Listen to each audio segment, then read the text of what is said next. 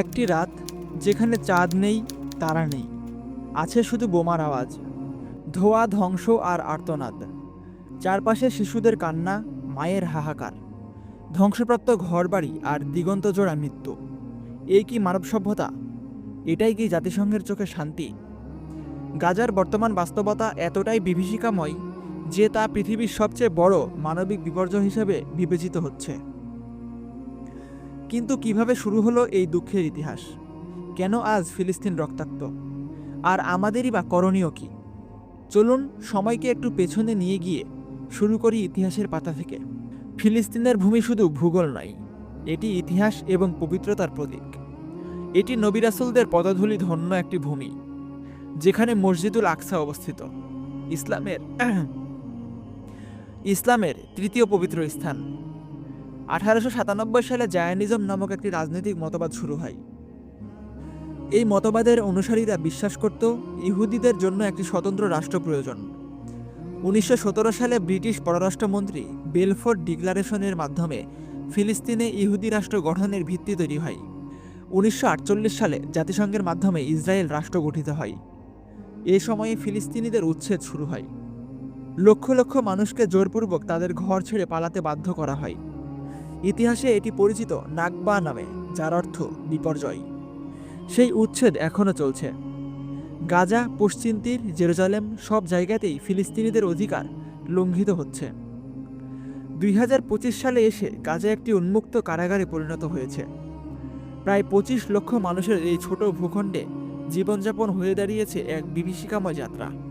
Israel 17 বছর ধরে গাজার ওপর অবরোধ আরোপ করে রেখেছে। খাবার, পানি, বিদ্যুৎ, জ্বালানি সব কিছুই সীমিত। ইন্টারনেট এবং কমিউনিকেশনও নিয়ন্ত্রণের মধ্যে। যুদ্ধের নামে নির্বিচারে বোমা বর্ষণ করা হচ্ছে। স্কুল, হাসপাতাল, বাসাবাড়ি কোনো কিছুই রক্ষা পাচ্ছে না। শিশুরা জীবন্ত জ্বলছে। মায়েরা সন্তান হারাচ্ছে। বাবা মায়েরা ধ্বংসস্তূপ থেকে সন্তানদের দেহ খুঁজে বের করছে। একটি জাতিকে পরিকল্পিতভাবে নিশ্চিহ্ন করার চেষ্টায় লিপ্ত এক দখলদার রাষ্ট্র, যারই নাম হলো ইসরায়েল। ইসরায়েল অস্ত্রের জন্য আত্মনির্ভর নয়, তবে বিশ্বের শক্তিশালী দেশগুলো তার পাশে দাঁড়িয়ে তাকে অপ্রতিরোধ করছে। আমেরিকা প্রতি বছর বিলিয়ন বিলিয়ন ডলার অর্থ এবং অস্ত্র সহায়তা দেয় ইসরায়েলকে। ইউরোপিয়ান দেশগুলোও মৌন সমর্থন বা পক্ষপাতদুষ্টি মানবাধিকার ভাষ্য দিয়ে দখলদারিকে বৈধতা দেয়। মিডিয়াগুলো যুদ্ধের ভাষা বদলে দেয়। তারা বলে ইসরায়েল আত্মরক্ষা করছে, কিন্তু তারা বলে না যে শিশু বোমার নিচে চাপা পড়ল, তার কোনোই অস্তিত্ব ছিল না। যেখানে একজন ফিলিস্তিন প্রতিবাদ করল তাকে জঙ্গি বলা হয়, সেখানে ইসরায়েলি সেনারা শিশু হত্যা করেও সেনা থাকে। এটা কোন ন্যায় বিচার?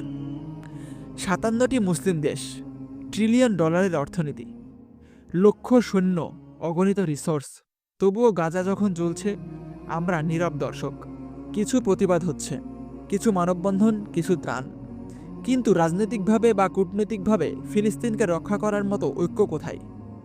আল্লাহ সুবহানাহু ওয়া তাআলা কোরআনে বলেছেন, সূরা আনফালের 73 নম্বর আয়াতে, তোমরা যদি একে অপরের সাহায্য না করো তবে পৃথিবীতে ফিতনা এবং বড় বিপর্যয় দেখা দেবে। আমরা কি সেই বিপর্যয়েরই অংশ হয়ে যাচ্ছি? আমরা কি মুখ ফিরিয়ে নিচ্ছি নিজেদের ভাইদের থেকে? আমরা যুদ্ধ করতে পারবো না, কিন্তু আমাদের কিছু শক্তিশালী হাতিয়ার আছে। সেটা হলো দোয়া বা বিভিন্ন তাদের পণ্য বয়কট, সচেতনতা, অর্থ সহায়তা এবং ঐক্য গঠন। দোয়া, আমরা আল্লাহর কাছে কান্নাকাটি করে দোয়া করা, এটা মুসলিমের প্রধান অস্ত্র। ইসরায়েলি এবং তার সমর্থিত ব্র্যান্ড কোম্পানিগুলো বয়কট করতে হবে, তাদের অর্থনৈতিকভাবে দুর্বল করতে হবে। সোশ্যাল মিডিয়ায়, পরিবারে, কমিউনিটিতে ফিলিস্তিন সম্পর্কে সত্যিকারের ইতিহাস তুলে ধরতে হবে। বিভিন্ন নির্ভরযোগ্য সংস্থার মাধ্যমে ফিলিস্তিনে সাহায্য পাঠাতে পারি আমরা।